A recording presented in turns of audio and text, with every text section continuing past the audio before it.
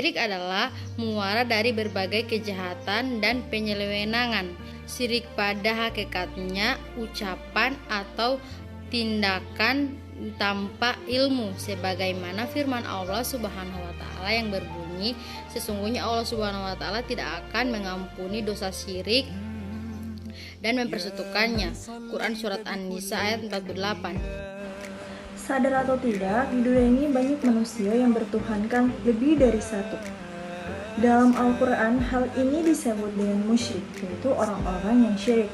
Kata syirik ini berasal dari syarakah yang berarti mencampurkan dua atau lebih benda hal yang tidak sama seolah-olah sama.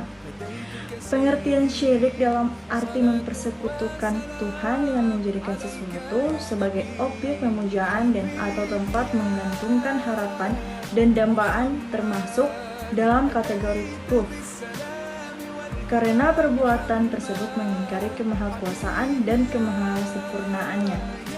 Berikut ini adalah penjelasan lebih lanjut mengenai pengertian syirik beserta jenis dan contohnya yang bermanfaat dikutip dari berbagai sumber. Pengertian syirik menurut Ibnu Manzur, kata syirik berasal dari kalimat fi'il madhi yaitu syarakah yang bermakna bersekutu dua orang. Misalnya seseorang berkata asyaraka billah, artinya bahwa dia sederajat dengan Allah Subhanahu wa taala. Menurut Kamus Besar Bahasa Indonesia, pengertian syirik adalah penyekutuan Allah Subhanahu wa taala dengan yang lain, misalnya pengakuan kemampuan ilmu dari kemampuan dan kekuatan Allah Subhanahu wa taala. Peribadatan selain kepada Allah Subhanahu wa taala dengan menyembah patung, tempat-tempat keramat dan kuburan, dan kepercayaan terhadap keampuhan peninggalan-peninggalan nenek moyang yang diyakini menentukan dan mempengaruhi jalan kehidupan.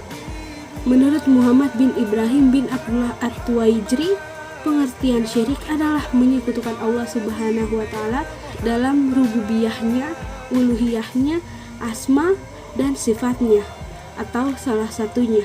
Jika seorang hamba meyakini adanya sang pencipta atau sang penolong selain Allah Subhanahu wa taala, maka ia telah musyrik.